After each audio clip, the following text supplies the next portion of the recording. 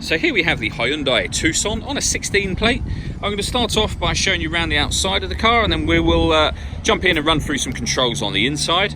But from the outside you can see it's a 5-door car with alloy wheels. Let's start off inside the boot and then work our way around the rest of the car from there. So as we approach the boot, you can see we have reversing sensors, plenty of boot space as well, along with that 60/40 split folding rear seat, and then underneath this tray section even more space should you need it.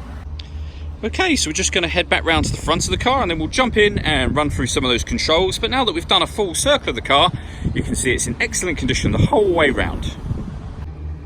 Just briefly before we climb in, I think it's what we're seeing the interior from this exterior point of view. There's plenty to run through on the dashboard, so let's hop in and we'll do that right now. Okay, now that we're inside the car, we're going to start with the dials. On the left-hand side, we have the rev counter, and on the right-hand side, the speedometer and fuel gauge. In the middle, you can see the total mass of this car, which are 22,613. The information displayed above that can be changed using buttons on the steering wheel, so you can have a digital readout for the speedometer, various other bits of fuel economy information, or some menus along the top. So lane assist, servicing menu, and then a user settings menu as well.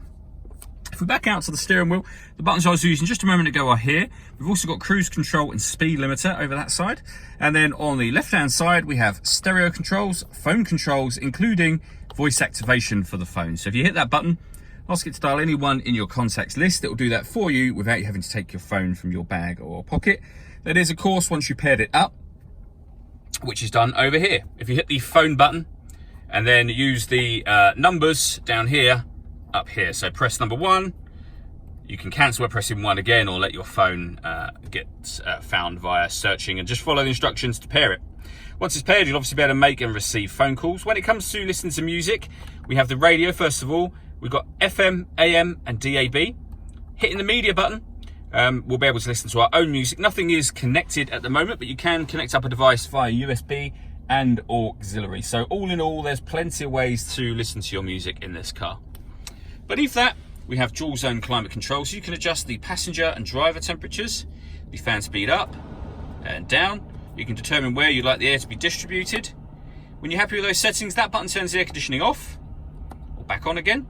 Or you can hit auto and the car will take full control of the fan speed and the direction of the air in order that it maintains those temperatures. You can override that whenever you wish to. Under that section, we have heated driver and passenger seats, both with 3 different heat settings each.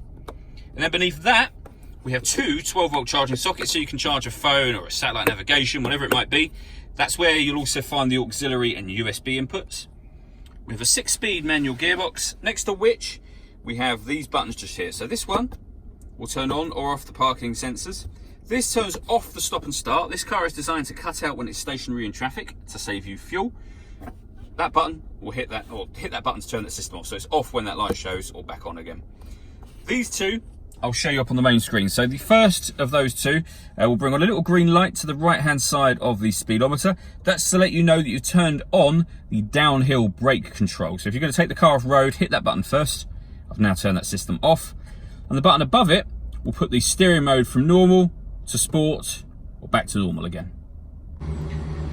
All that leaves me to say is thank you for taking the time to watch this video. If you'd like to come and see the car in person and have a test drive, please feel free to call any of our MJA sites.